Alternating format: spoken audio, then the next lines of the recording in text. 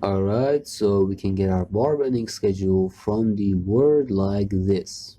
And then all of the elements, as you can see, are listed precisely with full information and are available for you to use. I think the number of the pages exceeds 100. Yes, it does.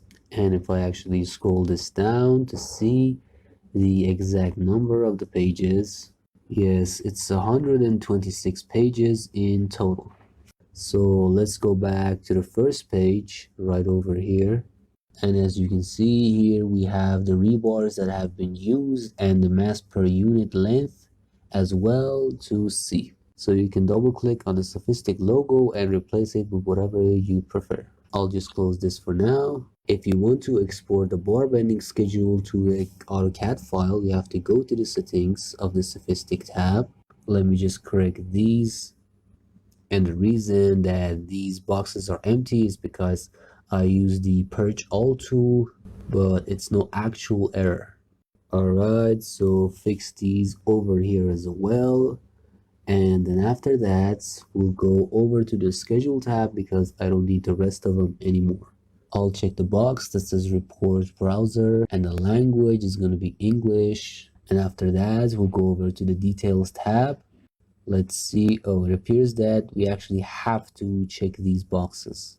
So I'll select the import tool and then select the US contact file here and open it up. And then after that, I'll wait for it to load up. So now after it has been loaded up, I'll go over to the schedule tab once again, check the box over here, and then for the language, select English, check this box as well, and then OK. Then I'll just be waiting for the command to be confirmed so we can export the DXF file. When you're uploading, you usually get this window that says processing. And just a quick note here, if you're working with the Sophistic plugin in your system and then you want to transfer the file to a system that doesn't actually include the Sophistic tool, there won't be any actual problems, and because the rebars are actually reserved for the Revit file itself, they will show up. Sophistic is just a facilitator. So then I'll click on the schedule tool and then OK here. And then after that, we'll just be waiting for a dialog box to open up so that we can see the info inside of it. So after it's opened up, I'll just go over here and maximize it. As you can see, we have all of the information regarding the project here done precisely in the most organized manner. So let's just scroll down to see what's the actual page number of the file. Alright, it goes all the way down to here, but it doesn't specify the page number. So I can print this in a PDF format. So select all pages and then select the print option. So now let's see where we should actually save it. I'll just go with the folder that we placed the last file in, then copy the file name and then copy the path as well, and then save it as a PDF file. And now we'll just be waiting for it to open up. Alright, so after that, we'll open up the file over here. And then if I actually browse through it, you can see how the information has been saved like this. Alright, and then we can scroll through these to see the detailing of these. Alright, so now let's just scroll up.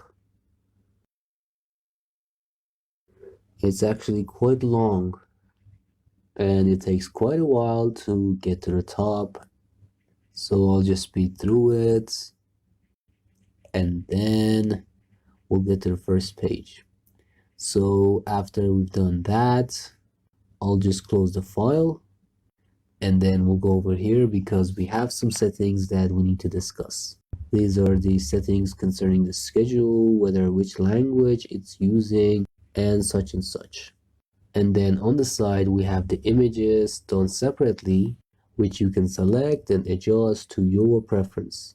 So Now I'll just close this. And now we've just created a DXF file. So I'll go over here and close the AutoCAD file. So select this and close it. And then we close this one as well. So then I'll go over here to the open option and then paste the directory path here. And then here we have the DXF file. It's about 2 megabytes, so I'll select it and then open it up.